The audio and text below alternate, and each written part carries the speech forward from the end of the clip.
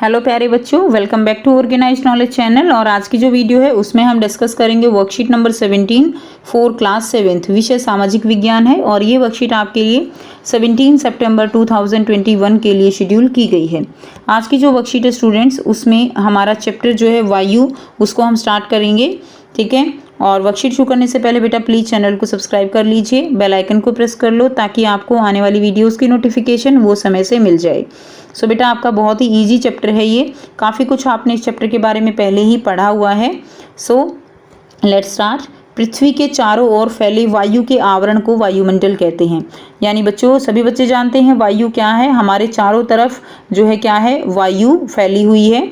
और इस जो हमारे चारों तरफ पृथ्वी के चारों ओर फैला जो वायु का ये आवरण है, इसको हम क्या कहते हैं, इसको हम वायुमंडल कहते हैं। पृथ्वी पर सभी जीव जंतु जीवित रहने के लिए वायुमंडल पर निर्भर हैं। तो जो भी जीव हैं, जंतु हैं, वो सभी वायुमंडल पर निर्भर हैं। क्यों निर्भर हैं? सांस लेने के लिए, क्योंकि वायुमंडल हमें क्या प्रदान करता है, हमें वायु प्रदान करता है। इसके अंदर ऑक्सीजन है जिससे हम सांस लेते हैं, और सूर्य की हानिकारक किरणों से भी हमारी रक्षा करता है। यानी अगर आप सोचिए कि अगर वायुमंडल ना हो तो हम दिन के समय सूर्य की अत्यधिक गर्म किरणों से जल सकते हैं। यानी सूर्य के अंदर इतनी ऊर्जा है कि अगर बिना वायुमंडल के सूर्य की किरणें हमारे तक पहुंचेंगी तो उसमें इतनी ज़्यादा ऊर्जा है, इतनी ज़्यादा गर्मी है कि वो हमें जला देंगी। और रात के समय हम क्या होगा, ठंड से जम सकते हैं। यानी रात को तो तापमान बहुत ज़्यादा कम हो जाएगा अगर वायुमंडल नहीं होगा, और दिन में तापमान बहुत ज़्यादा बढ़ जाएगा। अतः वायुमंडल पृथ्वी पर रहने योग्य तापमान बनाए रखता है। यानी वायुमंडल जो है वो पृथ्वी का तापमान वो बनाए रखता है, जिससे कि हम जिंदा हैं। नेक्स्ट देखिए, जिस वायु का उपयोग हम सांस लेने के लिए करते हैं वास्तव में वह अनेक गैसों का मिश्रण होती है। यानी हमारे चारों तरफ जो वायु है वो अनेक गैसों का मिश्रण है। आपको यहाँ चित्र में समझाया गया है। सबसे ज़्यादा जो है क्या उपस्थित है, नाइट्रोजन जो कि 78% है। ऑक्सीजन जो गैस है वायुमंडल में वो 21% है। और कार्बन डाइऑक्साइड गैस जो है बच्चों वो है 0.03%। आर्गन है 0.93%। और अन्य सभी बाकी जितनी भी गैसें हैं वो 0.04% हैं। ठीक है, उसके बाद देखिए नेक्स्ट है नाइट्रोजन। नाइट्रोजन जो कि 78% है। वायु में सर्वाधिक पाए जाने वाली गैस कौन सी है? नाइट्रोजन है, जो पेड़ पौधों के बढ़ने में सहायक होती है। ऑक्सीजन जो कि 21% है। प्रचुरता में मिलने वाली दूसरी गैस जो सभी जीव जंतुओं व मनुष्यों के जीवित रहने के लिए आवश्यक है।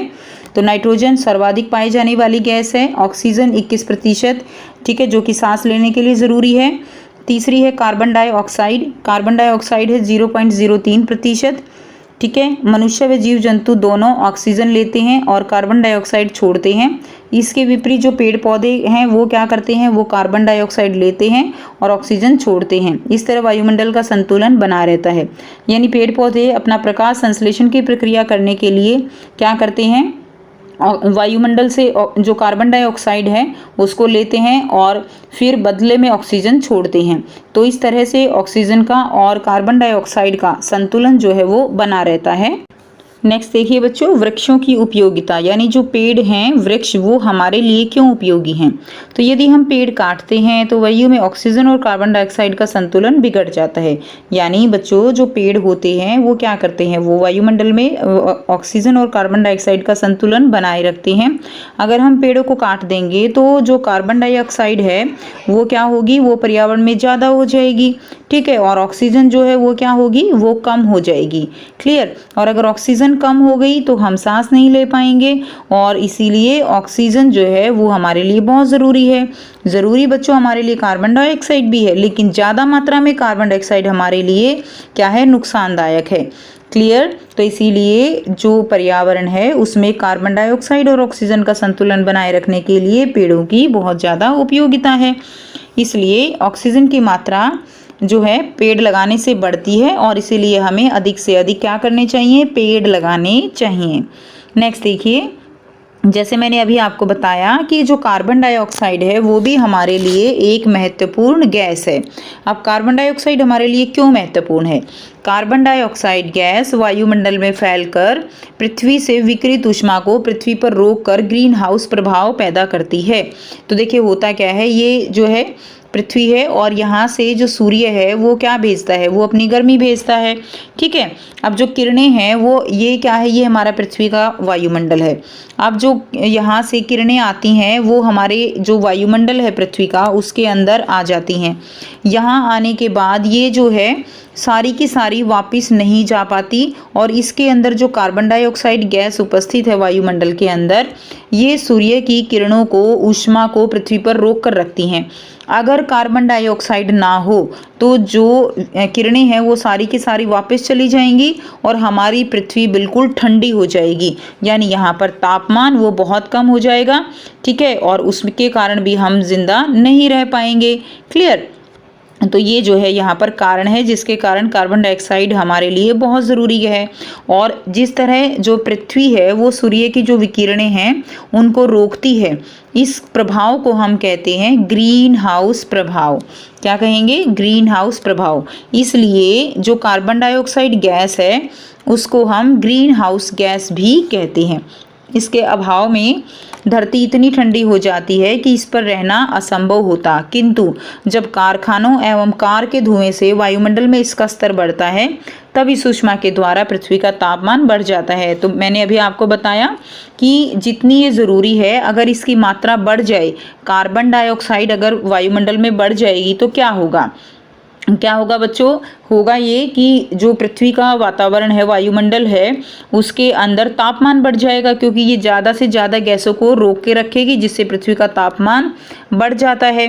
अब तापमान बढ़ने से क्या होगा? तापमान बढ़ने से जैसे कि उसका इफेक्ट हम अभी देखने को हमें मिल रहा है, प्रदूषण बढ़ता है। तो जो सर्दियाँ हैं वो बहुत कम हो गई हैं, नाम मात्र की सर्दियाँ रह गई हैं, गर्मियाँ जो है वो ज़्यादा होती हैं।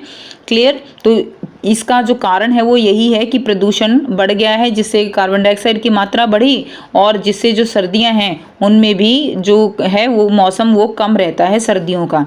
क्लियर? और गर्मियों में गर्मी ज़्यादा होती है। अब देखिए नेक्स्ट क्या दिया गया है, इसे हम क्या कहते हैं? इसे हम भूमंडलीय तापमान या ग्लोबल वार्मिंग कहते हैं, यानी भूमंडल जो है उसका तापमान का बढ़ना, उसको क्या कहेंगे? भूमंडलीय तापन या ग्लोबल वार्मिंग। ग्लोबल वार्म का मतलब क्या होता है? वार्म का मतलब होता है गर्म होना। तापमान में इस वृद्धि के कारण पृथ्वी के सबसे ठंडे प्रदेश में जमी हुई बर्फ पिघलती है, जिसके परिणाम स्वरूप समुद्र के जल स्तर में क्या होती है? वृद्धि होती है और जिससे तटीय क्षेत्रों में बाढ़ भी आ जाती है। अवधि में इसके कारण जलवायु में अधिक परिवर्तन हो सकता है, जिसके फलस्वरूप कुछ पौधे एवं पशु जो है लुप्त हो सकते हैं। क्लियर? तो अगर ये ऐसा ही लंबे समय तक ऐसे प्रदूषण चलता रहा तो धीरे धीरे बहुत ज़्यादा जलवायु में परिवर्तन होगा और जिसके कारण जो है अगर ऐसा ही चलता रहा तो कुछ पौधे और पशु जो है वो क्या हो सकते हैं? वो लुप्त हो सकते हैं। अब देखिए यहाँ पे आपको कुछ क्वेश्चन दिए गए हैं जिसके आंसर आप करेंगे। पहला है वायुमंडल क्या है?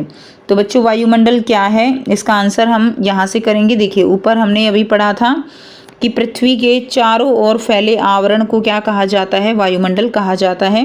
तो ये आपका क्वेश्चन नंबर 1 का आंसर हो जाएगा। ठीक है, क्वेश्चन नंबर 1 का आंसर आपका यहाँ से लेकर यहाँ तक हो जाएगा।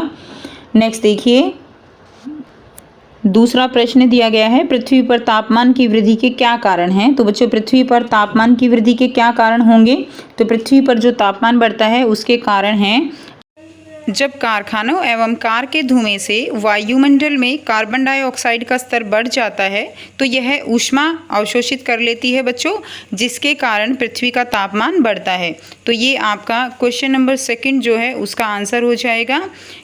ठीक है, प्रश्न 3 दिया गया है, रिक्त स्थानों की पूर्ति कीजिए। तो आपको रिक्त स्थानों की क्या करनी है? रिक्त स्थानों की आपको यहाँ पर पूर्ति करनी है, जिसमें आपको जो है पहला दिया गया है, फर्स्ट है पेड़ पौधे डैश गैस छोड़ते हैं। तो बच्चों बताइए जल्दी से, पेड़ पौधे जो है वो कौन सी गैस छोड़ते हैं? पेड़ पौधे ऑक्सीजन गैस छोड़ते हैं, है ना। तो ये आपका नंबर 1 आ जाएगा, पेड़ पौधे ऑक्सीजन गैस छोड़ते हैं, यहाँ पे लिख देंगे ऑक्सीजन। सेकंड देखिए, डैश गैस ग्रीन हाउस प्रभाव पैदा करती है। तो कौन सी गैस ग्रीन हाउस प्रभाव पैदा करती है बच्चों? Carbon dioxide. ये लिखा हुआ है ना, यहीं से आप लिख दीजिए। इसको थोड़ा जूम करके कर लेते हैं ताकि आपको ये लिखने में ईजी रहे। यहाँ से आप लिख लीजिए, ठीक है। तो देखिए पेड़ पौधे बच्चों कौन सी गैस छोड़ते हैं, यहाँ पे लिख दे रही हूँ ऑक्सीजन गैस छोड़ते हैं। क्लियर, पेड़ पौधे ऑक्सीजन गैस छोड़ते हैं। Dash gas carbon green house पैदा करती है, तो कार्बन डाइऑक्साइड, ये आपका जो है सेकंड में इसको फिल कर दीजिए।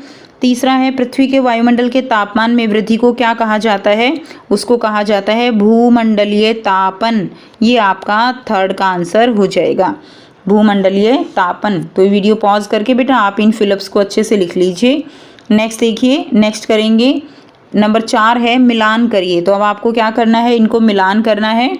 बहुत आसान है। नाइट्रोजन जो है कितनी है हमारे पर्यावरण में, नाइट्रोजन की मात्रा कितनी है, नाइट्रोजन है 78%। ठीक है। उसके बाद देखिए ऑक्सीजन कितनी है बच्चों, ऑक्सीजन है 21%। उसके बाद है कार्बन डाइऑक्साइड, कार्बन डाइऑक्साइड है बच्चों 0.03%।